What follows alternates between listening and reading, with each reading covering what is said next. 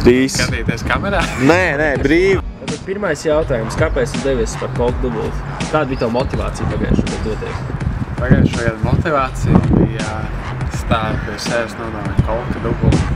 Diezgan distants ir. Domāju, Mārtiņš Zvītiņš var noskriet ultramaratonu. Kāpēc es nevaru aiziet no kolkas līdz dubultiem? Kāds ir spilgtākais brīdis, ko tu atminies no visas 136 km garā ceļa?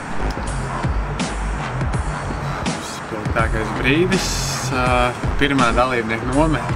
Kas tur bija? Es pirms likās, ka visi būs baigi aizskrējuši pa priekšu, bet izrādījās, ka nē, tā nav. Tu teici toreiz, kad tu sēdēji tajā autobusu pieturā, tur kaut kāds cūks tur bija vai kas tur? Tas nebija tāds spilgtākais brīdis, kad tu biji tādā pilnīgi viens pats, kaut kādā pilnīgā Jā, bija tā. Ierauga meža cūku un tāds brājiens. Kā tu varēji tik ātri noiet? Ko tu iegūvi no visu šī 55 stundu garā ceļojuma, no kur tu reāli tikai 24 stundas pavadīji visā ceļā? Ko tu iegūvi no tā visa? Ja neskaita tulsnes uz kājām, es nezinu, vairāk apliecināju sev, ka tu vari izdarīt lietas, kad ir jādara. Bija grūti? Jā, bija grūti, bet Tu gribēji izstāties kādā brīdī? Protams, brīžiem gribējās. Domāju, ka šitam man to vajag, bet tā pie sevis domāju, jau tik tāls es ticis, tad ir jāiet līdz galam. Šogad tu piedalīsies? Noteikti.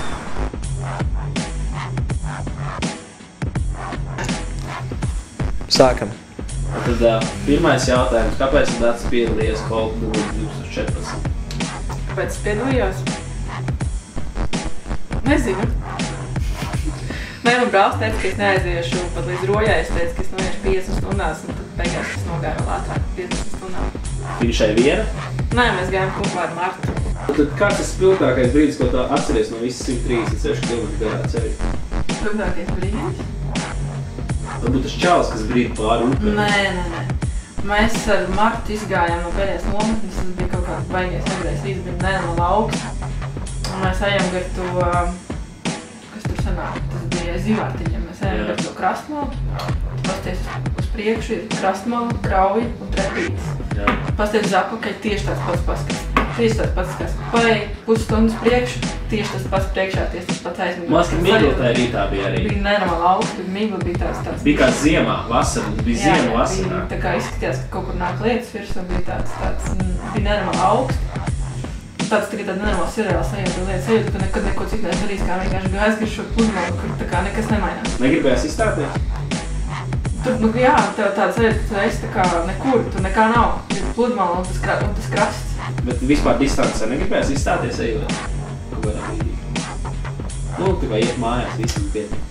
Tāds pludmales bija pie Jūrmals, jo tā Jūrmala nenormāli neveicama ir. Tev liekas, ka tu redzi tos puķus, tur viens tur saka, ka viņš stāv un mēs ejam un kā nav, tā nav.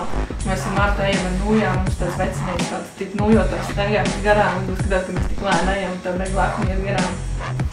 Ko tu iegūvi no visu šī 55 stundu garā ceļojuma?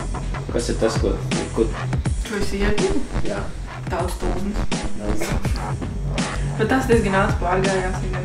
Kā ar draugiem jauns draugus ieguvi? Jā, bija tā, ka īstenībā mēs tur gājām nenormāli liels bars. Visi tā kā ar vienu mērķi, bet tad, kad paskatās pēc tam, kas bija pēc cilvēkiem, nenormāli dažādi. Skolotāji, tad kaut kādi studentiņi, tad tā kā, Bet ejot gar to Jūrmalu, mēs visi tā kā vienādi, visi ar vienu mērķi. Vienām sāpēm un mokām. Pēc šī pasākuma tu saprati, ka tu esi stiprāk nekā tev liekas, vai nē? Teiksim, tu pats? Nē, es zināju, ka es noiešu. Tu zināji jau, jā? Tev nebija šaubas? Nē, tev bija šaubas. Šogad piedalīsies? Līdz kaut kādam ziemas vidum es domāju, ka es vairs to negribu, jo tas ir tā kā, tomēr tas ir baigi grūti, bet ja nāk tuvāk, ja nāk vairāk pavasaris, tā kā gribās, ka tur vadāties pa lauku, tad tā doma, ka varbūt tomēr vajag vēlreiz to darīt. Jāni, kāpēc tu devies kolku dubultu 2014? Izaicināt sevi. Pierādīt sev, kas var kaut ko vairāk. Izmest sevi no komforta zonas. Negāja tāpēc, ka Ainārs gāja? Ainārs pamudināja. Viņš tev piespieda? Nē, pats es tev. Tu nebūtu gājis, ja Ainārs nebūtu gājis? Būtu gājis. Kāds ir spilgtākais brīdis no visas Odisejas, ko tu atceries, no visas 136 km garā ceļa? Man liekas, divi tādi spilgti brīži. Spilgtākais laikam ir 10 km pirms finiša. Es sēdēju autobusu pieturā, viss slikti, drausmīgi slikti, viss sāp, paiet nevar. Un rokā esmu iespiedis 2 eiro ar domu, ka 110% es braucu tagad tālāk projām, kas nevar vairs paiet. Kas tev bija ar kāju, kaut kas noticējis tev bija? Ceļa sāpēja, viss sāpēja. Tev bija īsis celis, kas tev tur bija? Viss nebija, bet tā kā man viņš traumēts, bet viegli ne. Ko tu iegūvi no visu šī garā ceļojuma? Tulsnes. Nē, tas, ko es pavisam ieguvu, sapratu savas robežas mazliet tālāk. Vēl ir daudz, ko saprast. Tu pārkāpi sev pāri? Protams. Tāds pirmais solis uz sevis izprašanu pilnīgi noteikti. Tu gribēji raudāt vienā brīdī? Tik traki varbūt nebija, bet... Es redzēju, ka otrajā nometnē tu biji gatavs izstāties. Ainārs, kurš tev ievilka, bija gatavs panākt, lai tu izstājies. Es redzēju, viņš tam mēģināja pierunāt, lai tu kāp mašīnā. Pilnībā tā bija. Vai tev bija trekking nūjas, kad tu gāji? Tev palīdzēja vispār nūjas? Bija, ļoti palīdzēja. Pilnīgi noteikti. Lukturs, viss kā. Viss ekipējums, viss bija. Viss bija.